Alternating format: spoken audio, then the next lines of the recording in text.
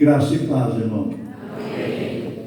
Já que nós estamos de pé, intercedemos, agora vamos orar. Interceder por nós, para que Deus fale ao nosso coração. Senhor, nosso Deus e Pai, Santo de Israel, te louvamos, te bendizemos e te adoramos, porque tu és Deus sobre todas as coisas. Estamos agora diante da tua presença para ouvir a tua palavra, para meditar na tua palavra. Visita-nos com o teu Espírito. Colocamos, meu Senhor, nosso coração diante de ti. Rogamos perdão por nossos pecados, para que, purificados, possamos interceder, orar e clamar. Para que, purificados, possamos, meu Senhor, ouvir, meditar e falar da tua palavra. Senhor, fala conosco nesta manhã, também pela palavra, como tem falado em todo momento neste lugar. Que o teu povo seja abençoado e que a tua palavra ministrada cumpra o seu efeito. Nós oramos, pedimos a tua bênção em nome do Pai, do Filho e do Espírito Santo. Amém. Amém. Vamos assentar.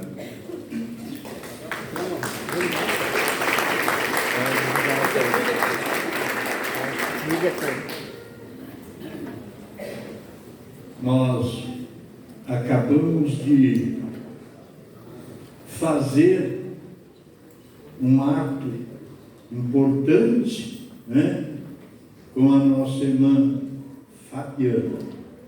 Se eu errar, tá certo? Nossa irmã Fabiana e o seu grupo fizeram e nos levaram a fazer uma oração de intercessão. A palavra de hoje que o Senhor me tem dado, embora não combinado, né, irmão? Desenvolvendo a intercessão bíblica. Faz parte de um estudo que nós ministramos na igreja que congregamos. E eu tenho certeza que Deus falará no nosso coração. Nós aprendemos sobre oração, e eu tenho certeza que uma das ferramentas mais importantes da nossa vida cristã é a oração. Muito bem, então vamos falar um pouco disso, Intercessão nada mais é do que uma oração intercessória, uma oração, para interceder por algo. Já nós vamos falar melhor sobre isso. Eu quero iniciar observando a palavra do Senhor lá em Efésios 3, versículo 14 a 21, que diz assim: por esta razão, dobro meus joelhos perante o Pai, de quem toda a família nos céus e na terra recebe o nome, para que, segundo as riquezas da sua glória, vos conceda que sejais interiormente fortalecidos com poder pelo seu Espírito, e que Cristo habite pela fé em vosso coração, a fim de que, arraigados e fundamentados em amor, vos seja possível compreender juntamente com todos os santos a largura, o comprimento, a altura e a profundidade desse amor. E assim, conhecer esse amor de Cristo, que excede todo entendimento, para que sejais preenchidos até a plenitude de Deus. Aquele que é poderoso para fazer bem todas as coisas, além do que pedimos ou pensamos, pelo poder que age em nós, a Ele seja glória na igreja e em Cristo Jesus, por todas as gerações, para todos sempre. Amém. Palavra bonita do apóstolo. Não vou pregar essa palavra. Se eu ficar trabalhando paralelamente a palavra, eu não atinjo o meu objetivo. Quero fazer uma demonstração a vocês a respeito da oração intercessória. O verso, ou o texto, eu posso resumir num verso apenas, que é o 19. Mas antes disso, para ficar bem claro, os teólogos, né, eles classificam a oração em 7 tipos de oração, 7 modalidades. Uma delas é a oração intercessória, que nós acabamos de fazer e que a nossa irmã conceituou muito bem a oração intercessória. Orar é dialogar com Deus. Orar de forma intercessória é dialogar com Deus pelo próximo, por outro.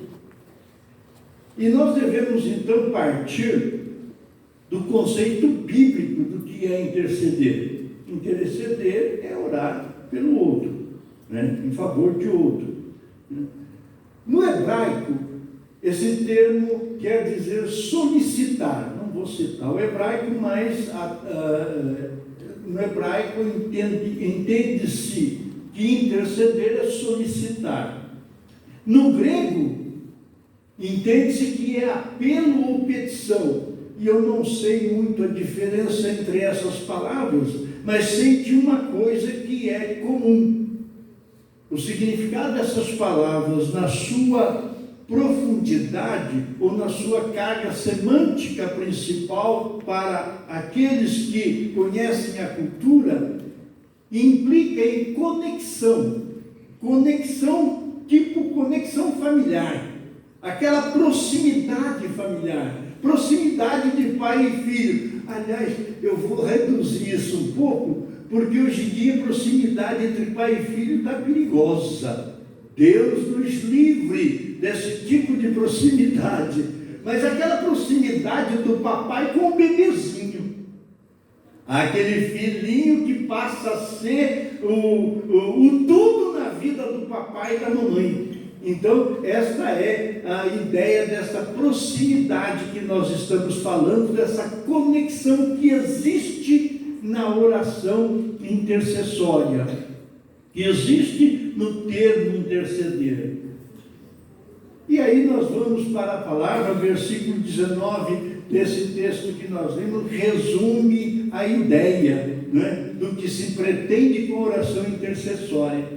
Nós achamos que oração intercessória é pedir coisas para Deus para resolver problemas e questões, né? Mas ela é muito mais do que isso, né? A oração intercessória, aqui no caso, pretende que os efésios, e aí nós podemos incluir toda a humanidade, conheça Cristo e o seu amor e receba a plenitude de Deus. Este é o propósito da oração intercessória. Tanto é que para se chegar à oração intercessória, né, nós sempre anunciamos a palavra. Né? Sempre que oramos por uma causa ou por alguém, nós oramos anunciando a palavra. E a ideia então da intercessão para aquela pessoa não é somente que ela abrace a sua vitória, mas que quando ela abrace a sua vitória, ela perceba o grande amor de Cristo, ela perceba a grande presença do Espírito de Deus e ela receba a plenitude da presença de Deus em sua vida. Isso é, para mim, maravilhoso. A Bíblia é pura oração intercessória. Se você observar do início ao fim, você vai perceber oração intercessória. Não que não existam outras, 7 tipos de oração, como falamos, né? Ela é uma delas, dentro dessa classificação. Agora, eu quero fazer um passeio dentro da Bíblia, para a gente ver essa questão da oração intercessória. Para que interceder? Além de levar a Cristo, que seja conhecido, que perceba o seu amor e que possa chegar em algum momento à plenitude de Deus ou receber plena presença de Deus, né? A oração intercessória vai além, conforme a Bíblia vai mostrando, vai nos ensinando qual é a capacidade disso e por que a intercessão, além dessa grande máxima que vemos aqui no versículo 19. Então, eu fiz uma escolha, tive que selecionar, porque toda a Bíblia mas eu vi a intercessão de Gênesis 23, 7, 20, capítulo 20, versículo 3 e versículo 7, né? No chamado ou na apresentação de Abraão. Está assim, versículo 3, versículo 7. Porém, de noite veio Deus a Abimeleque em sonhos e disse-lhe: estás para morrer por causa da mulher que tomaste, pois ela tem marido. Portanto, devolve agora a mulher a seu marido, porque ele é profeta e intercederá por você, e você conservará a tua vida e da tua família também, né? Mas se não devolveres, sabe que certamente morrerás, tu e os teus. Palavra dura, palavra difícil, mas nós precisamos entender o contexto da época também. Infelizmente não podemos deter muito tempo, mas vamos para o suficiente, né? Deus alerta Abimeleque, e todos vocês sabem a história, pelo menos eu penso que sim, né? Alguma coisa da Bíblia a gente tem que saber. Bom, mas a grosso modo, Abraão chega a determinado lugar, né? Cujo grande, máximo chefão, né? Vamos dizer, o rei do lugar é Abimeleque.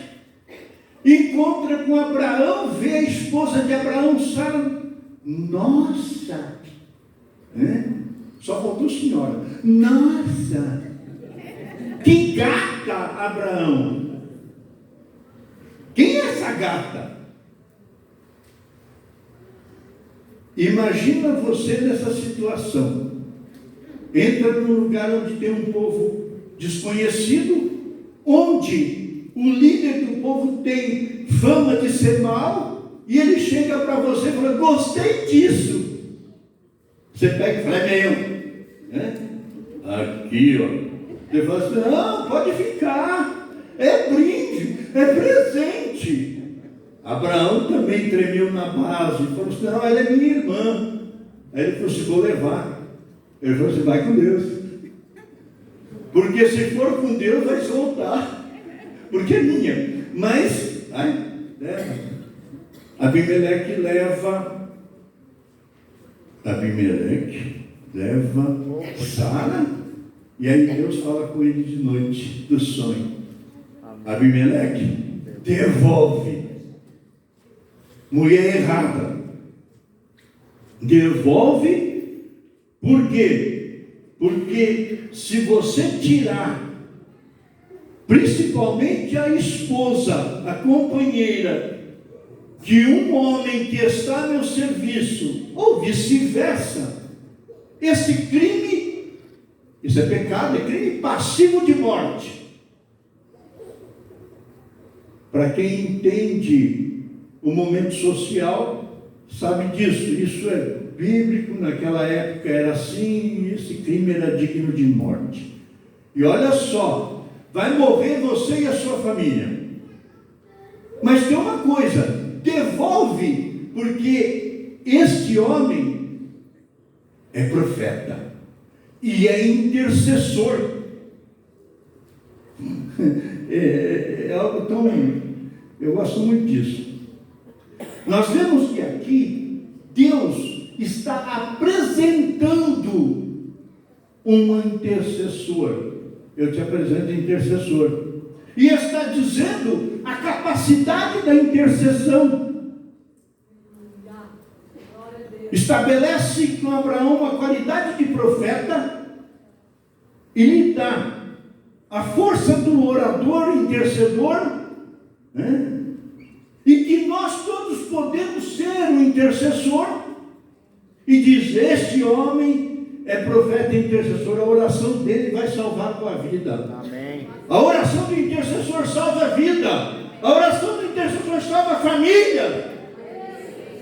Aleluia. Ele não disse: se você devolver, está tudo bem. Ele disse: se você devolver, haverá oração intercessória. E havendo oração intercessória, há bênção e a libertação. Vejam só. Ai, infelizmente não posso. O tempo é curto. Então vou pontuar algumas coisas. Esta é a máxima para mim, mas, aliás, o que eu preparei para vocês são só as máximas. Vamos apresentar um pouco os intercessores. Nós já apresentamos aí Abraão, mas não podemos esquecer de Moisés. Moisés, lá em Êxodo 32, versículo 31 e 32, diz assim: assim, Moisés voltou ao Senhor e disse: este povo cometeu um grande pecado para si, fazendo um Deus de ouro. E que pecado! Eles eram adoradores de Javé, eles eram adoradores do Deus Altíssimo, e agora, de repente, faz um bezerro de ouro para adorar. Qual é a sensação? Qual é o sentimento? Embora a gente diz tanta coisa de Deus, mas imagine ele. Vamos fazer aqui uma ideia antropomórfica, né? Transformar Deus como se ele tivesse sensação humana. Mas imagine você no lugar de Deus, que você cuja sensação é variável e é pequena. Imagina de Deus, que Deus é imensurável, né? Chegar lá, olhar para aquele povo que o adorava, esperar a adoração, e olha e ver o povo adorando um bezerro de ouro. É a mesma coisa que você chegar em casa e encontrar ou teu marido ou tua mulher abraçado com o outro. É a mesma coisa. Qual seria a tua reação? Vai logo, né? Vai nessa, né? Ok? Eu sei que é uma ideia meio esdrúxula, mas pensa bem. Tente sentir o que Deus sentiu. A gente acha que Deus não sente, né? Assim, isso daí é coisa humana. Mas imagina, se o sensorial de Deus é infinito, eu acho que ele deve sentir muito mais que nós. Bom, mas também, né? Se eu estiver errado, apaga, né? Se você não crê nisso, apaga, não tem problema, né? Você pode acreditar num Deus que não tenha sensações nenhuma, aí vai parecer Deus babilônico, mas tudo bem. Esse é um pecado, né? Que naquela época também exigia sacrifício, sangue derramado para purificar os pecados. Era essa a instituição e ensinamento, inclusive aparece muito isso em Levítico, né? No versículo 32, o que acontece? Moisés continua falando: mas agora, perdoa-lhe o pecado, ou ao contrário, risca meu nome do livro que escreveste. Você já imaginou? Que poder! Não poder humano, e não poder de Deus. Que capacidade de um homem de Deus em agir a favor do seu povo. Troquem Moisés por um pastor. Troquem o pastor por uma missionária. E aí vocês vão ver a força que existe nesses homens de Deus. Ele chegou a dizer assim: eu me ofereço por esse povo como sacrifício. Se para perdoar o povo for necessário um sacrifício maior do que o sacrifício de um sangue de um cordeiro, etc., então sacrifica a mim. O meu sangue eu ofereço para a libertação. Por isso esse texto é conhecido como protótipo de Cristo. Moisés aqui ele é um protótipo de Cristo, né? Há uma semelhança com Cristo muito grande, que deu o seu sangue pela humanidade. Se necessário para livrar o povo for o meu sangue, eu ofereço a ti. Oração intercessória com oferta daquilo que capacita, segundo a palavra.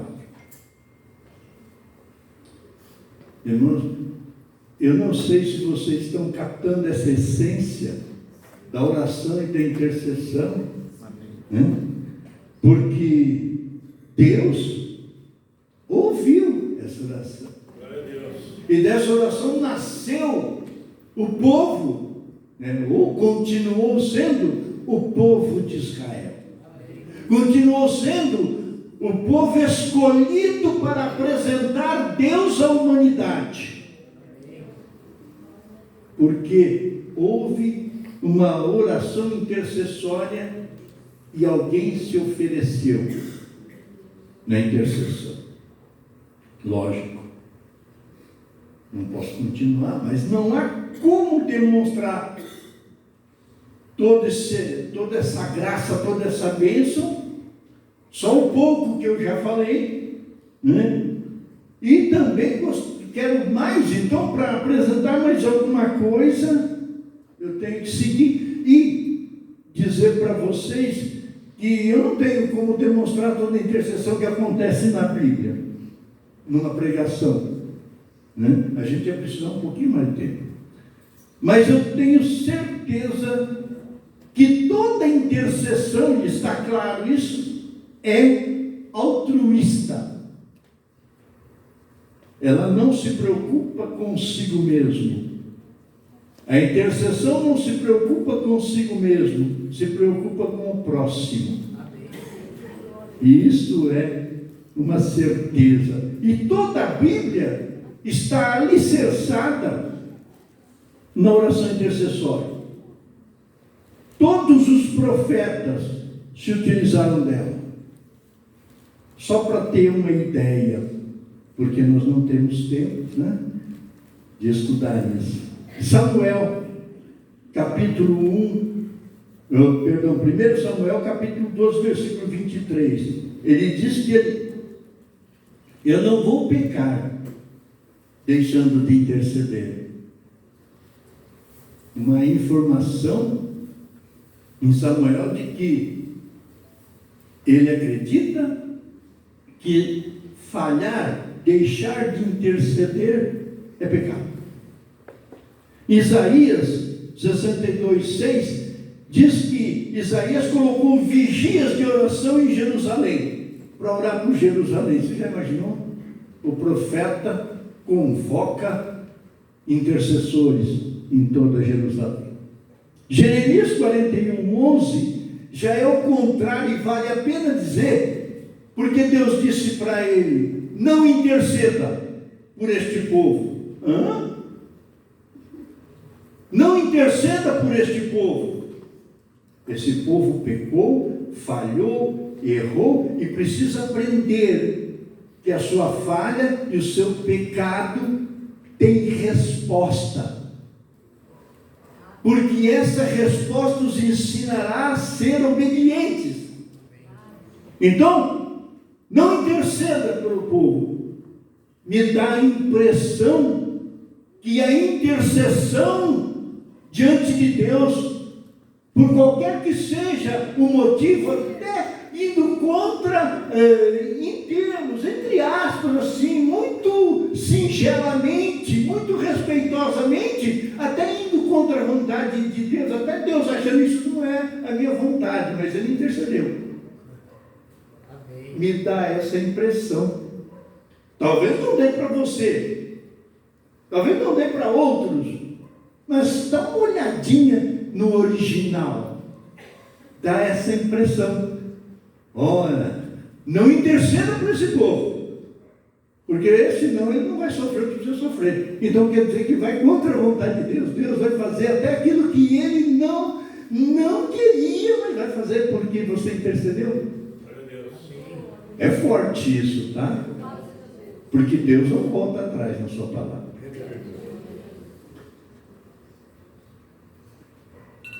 O que mais? Ezequiel 22:30. Né? Fala da brecha no muro, é uma intercessão. Deus estava procurando alguém que fechasse a brecha, né? Que não deixasse o muro cair, né? E aí então, na realidade, Deus estava procurando um intercessor, né? Achou Ezequiel para ser restaurador, porque se houver uma brecha no muro, isso está falando da época das guerras, quando se faziam brechas nos muros para que os inimigos pudessem entrar e tomar cidade. E Deus estava falando que havia brechas, não brechas físicas, mas brechas espirituais. Procurou alguém, encontrou Ezequiel, que Deus possa encontrar você, porque Deus está procurando intercessores. Deus sempre quer um intercessor para fechar as brechas.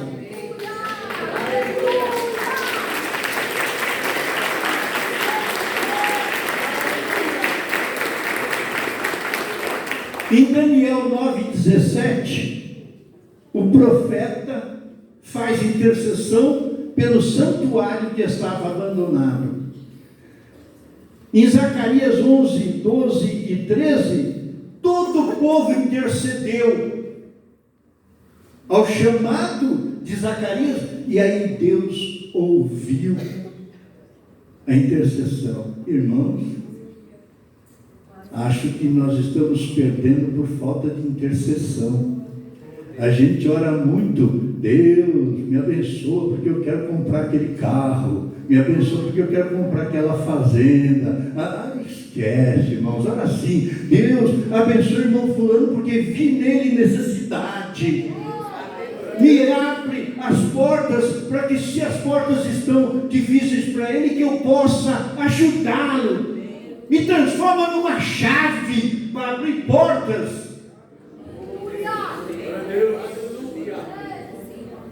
A oração intercessória, ela é altruísta. Não que você não deve querer coisas e deve deixar de orar por elas. Pelo contrário. Mas o maior elemento da fé e da oração é a oração intercessória. Se eu interceder pela Sônia, Deus está ouvindo a intercessão. Se a Sônia interceder por mim, Deus está ouvindo a intercessão. Talvez Deus, me parece assim, que Deus ouça mais a oração intercessória, né? Tomara que seja.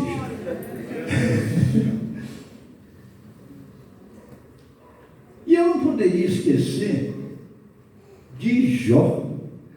Não sei, alguns às vezes até lembram a questão, outros nem, mas Jó 42:8, veja só: levai 7 ovelhas e 7 carneiros ao meu servo Jó, e oferecei um sacrifício por vós. O meu servo Jó intercederá por vós, pois certamente o aceitarei, para que não retribua a vossa ignorância, pois não falaste a verdade a meu respeito, como fez Jó. Que oração intercessória é essa? Vocês já imaginaram isso? Jó estava enfermo, doente, foram lá 3 amigos, entre aspas, que o tempo todo procuravam orientar Jó, traziam seus recursos espirituais para cima de Jó, condenando Jó a todo tempo, dizendo: a sua enfermidade é culpa sua porque você errou, porque você falhou, porque você pecou, né? Veio o mal que roubou a casa, destruiu os bens, levou tudo, os filhos, levou tudo e ficou sem nada.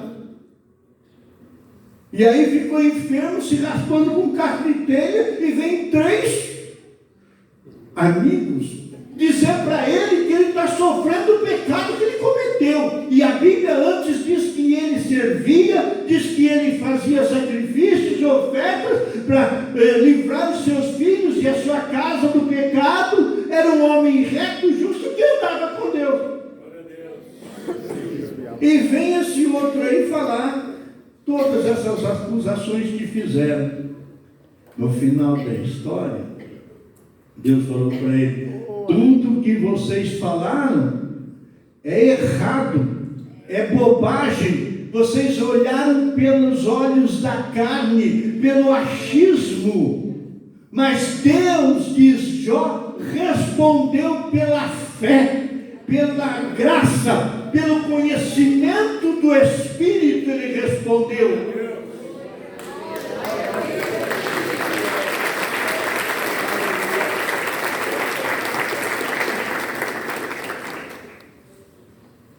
Você fica imaginando, a Jó então tem uma boquinha santinha, a maior boquinha de Jó.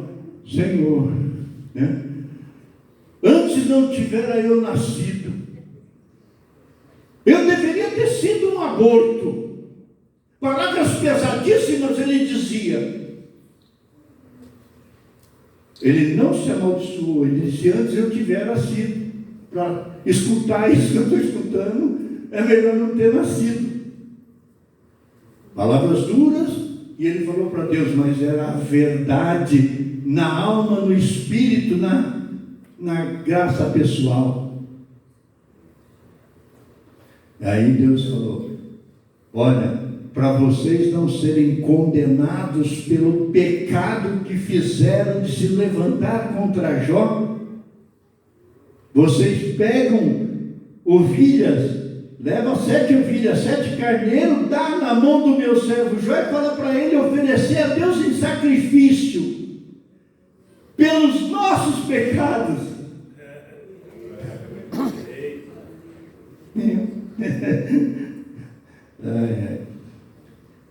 Eu acho, né, que esses amigos de Jó deviam ter pensado muito nesse momento. Eles apresentaram todo o seu cabedal lá ao necessitado Jó. E numa ironia encantadora, Deus os condena por falhar e eleva Jó como meu servo, meu sacerdote, porque ele vai oferecer sacrifícios por vocês. E esse sacrifício será um sacrifício intercessório. A oração de Jó com o sacrifício vai livrar vocês da morte. Amém. Aleluia. A oração intercessória livra o pecador da morte espiritual, da morte física, como queira. Segura o relógio. É lógico, né, que nós temos também o Novo Testamento. Eu não falei nada ainda. Vou falar, não, é porque ele é meio levado ao judaísmo, então ele só fala do Antigo Testamento. Eu já ouvi isso. Bobagem, viu? Eu sou levado pelo Espírito. Aleluia! É lógico que em todo o Novo Testamento aparece muitas vezes a oração intercessória. Como lemos inicialmente lá em Efésios, que é uma base maravilhosa para partir para um estudo. Oração intercessória de Paulo, pelos Efésios. Nós temos ainda outros exemplos, lá em Mateus 5,44, Jesus diz para orar até pelos inimigos. Lá em Marcos 5,41, né, a ressurreição da menina, que todo mundo costuma chamar ela de Talita, mas Talita não é o nome dela. Talita Cumi é o termo para dizer menina, levanta-se. Né? Lucas 22:32, o próprio Jesus fez muitas, né, intercessões. Ele intercede agora pela fé de Pedro. Em João 17:9, Jesus diz que intercede por todos os teus, né? Pela família, etc. Em 1 Timóteo 2, versículo 1, se ensina que nós devemos interceder por todos. Tiago 5,16 diz que a intercessão do justo é eficaz e vale voltar para dizer para vocês que é padrão da oração intercessória. Então ela segue o padrão da oração. Quem é a pessoa que ora? Qualquer um ora. Qualquer um ora para tudo, ora para isso, ora para aquilo, né? Você está na boate, batendo no teu carro, você ora para que Deus abençoe e o restitua o carro, né? Você está lá no jogo, né? No carteado, você perdeu muito, você ora para a mulher não descobrir, para o marido não descobrir, e vai, né? Vai dormir, não é assim não. O padrão do homem que ora é aquele que tem comunhão com Deus. Nós já falamos, né? Que é aquela relação do pai com o bebê, do bebê com o pai. Essa relação de proximidade, de amor, de laço. Isso daí precisa ter. O homem que ora tem que ter isso. Mas eu de vez em quando dou uma escorregada. Irmão, se você escorregar, cuide para que não caia. Dobra o joelho, ora a Deus, peça perdão.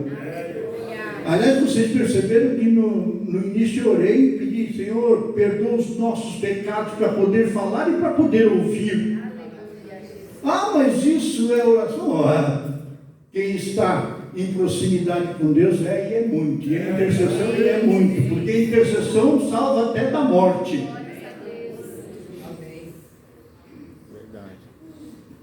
Para ir para o encerramento, né, não posso terminar sem falar da maior oração e do maior exemplo de oração que nós podemos ter.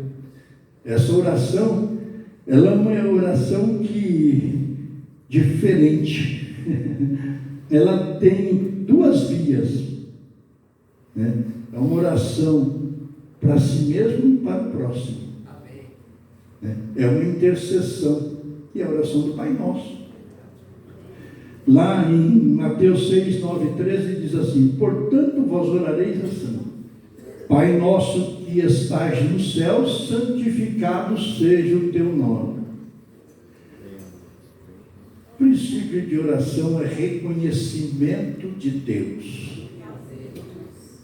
Santificado seja o teu nome, reconhece Deus que deva ser santificado em minha vida.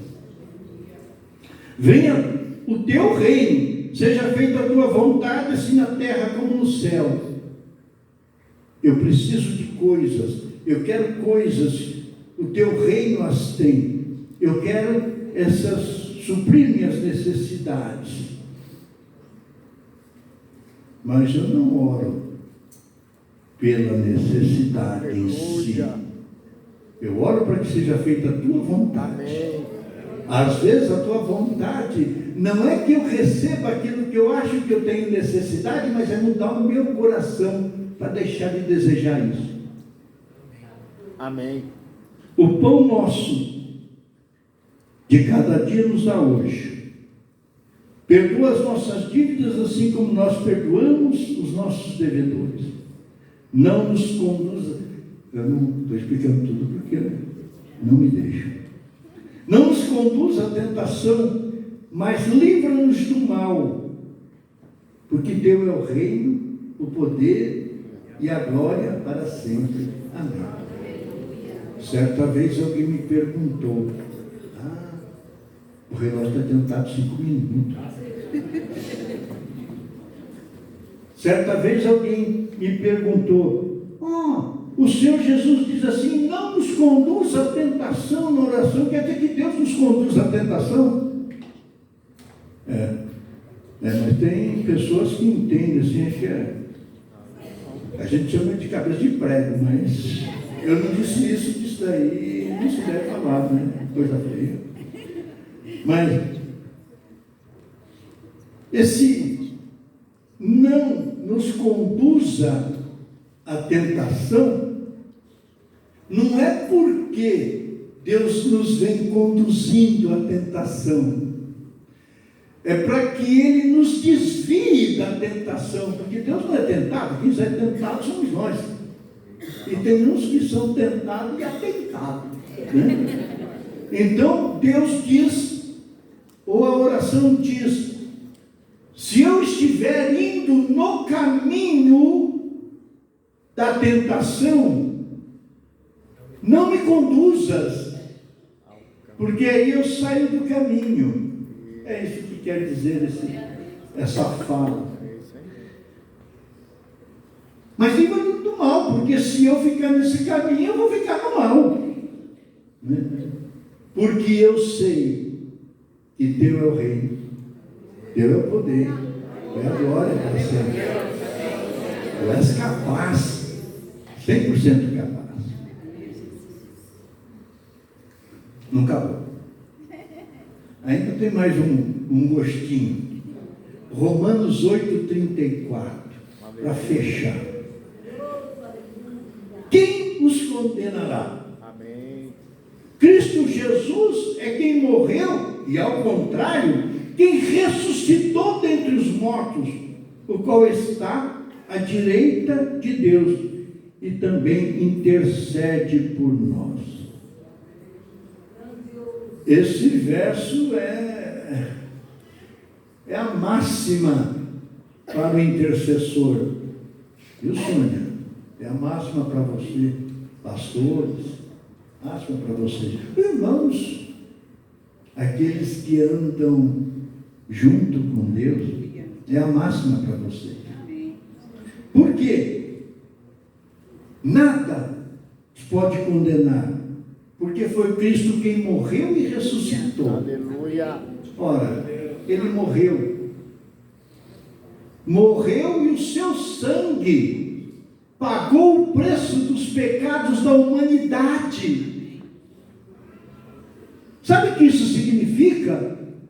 Jesus veio sozinho, do nada, apareceu, né? É um fantasminha? Não, Jesus é Deus.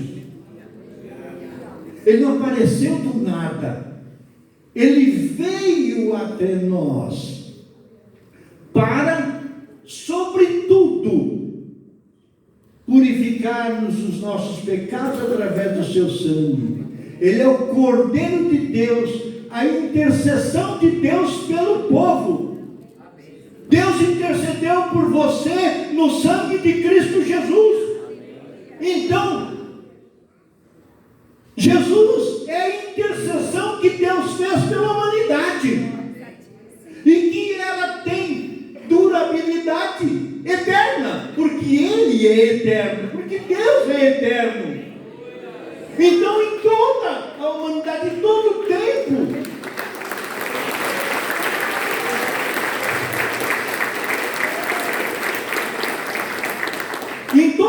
este sangue estará purificando os pecados da humanidade, intercedendo pela humanidade.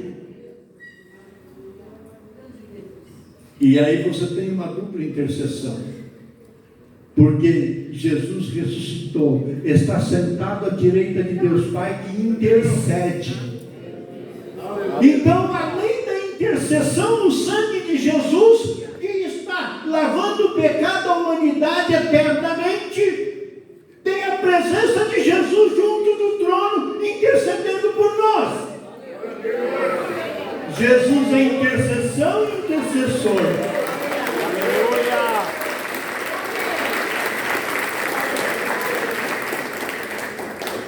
E nós dizemos que Ele está à direita do Pai. Que maravilha. Se Ele está à direita do Pai, Ele está aqui, porque o Pai está aqui. Amém. Deus abençoe os irmãos. Amém. Eu terminei.